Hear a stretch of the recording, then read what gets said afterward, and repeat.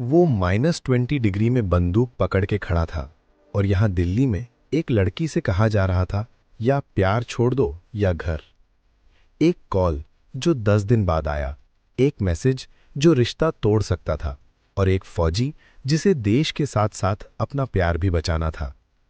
ये कहानी सिर्फ प्यार की नहीं है, ये कहानी है जिम्मेदारियों की, फैसलों की और उस इंतजार की जो सिर्फ फौजियों के प्यार में होता है। Captain Ranvijay Rathore, Indian army. Posting Dras, Kargil. एक ऐसी जगह जहां सांस भी परमिशन लेके चलती है। -20 डिग्री टेम्परेचर, चारों तरफ बर्फ और सामने खौफनाक दुश्मन।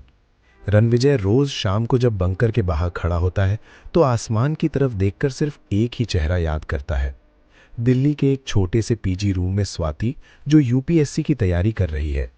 उसकी टेबल पर बुक्स का ढेर है और उन बुक्स के बीच रखी है एक तस्वीर, रणविजय की तस्वीर। स्वाति के लिए यूपीएससी सिर्फ एक एग्जाम नहीं है, ये एक सपना है। और रणविजय के लिए आर्मी सिर्फ एक नौकरी नहीं है, ये उसकी पहचान है। ये लव स्टोरी किसी कैफे में नहीं शुरू हुई, ना ही किसी मूवी हॉल में।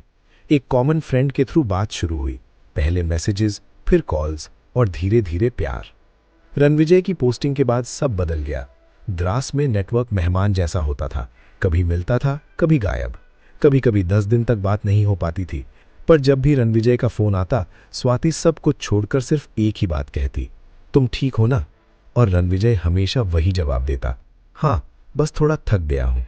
वो कभी नहीं बताता कि रात भर फायरिंग हुई या कैसे बर्फ के बीच पेट्रोलिंग पे था। उधर स्वाति दिन भर पढ़ती थी, मॉक टेस्ट्स देती थी, कभी फेल होती तो कभी खुद से लड़ती। और हर बार जब मन टूटने लगता तो रणविजय का एक मैसेज आ जाता, ऑफिसर बनना बाकी है। ये लॉन्ग डिस्टेंस रिलेशनशिप सिर्फ किलोमीटरों का नहीं था, ये साइलेंस का था। प्यार यहां मिस यू से ज्यादा सेफ रहना पर जिंदा था। पर हर कहानी में मुश्किल आती है। स्वाति के घर में जब लव मैरिज की बात चली तो हवा बदल गई।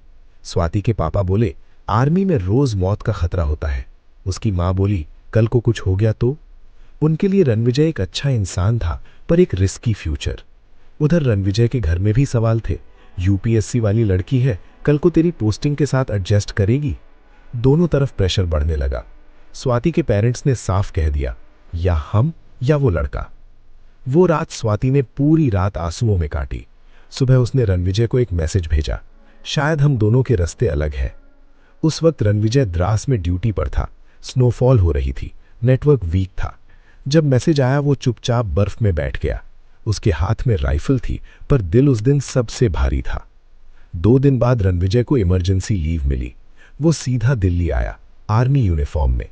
स्वाति के घर के दरवाजे पर खड़े होकर बोला, मैं आपसे वादा करता हूं, आपकी बेटी को कभी अकेला महसूस नहीं होने दूंगा, और अगर मैं कभी वापस ना आऊं तो उसका सर हमेशा गर्व से ऊंचा रहेगा। कमरे में खामोशी छा गई। मां की आंखों से आंसू बह रहे थे। पापा ने गहरी सांस ली और फिर बोला, अगर स्वाति खुश है तो हमें कोई ऐतराज नहीं। आज भी रणविजय द्रास में है और स्वाति यूपीएससी की तैयारी कर रही है। शहर अलग है, रास्ते मुश्किल है, पर प्यार वही है। क्योंकि जब प्यार फौजी का होता है तो उसमें सिर्फ 2 लोग नहीं, पूरी कायनात शामिल होती है।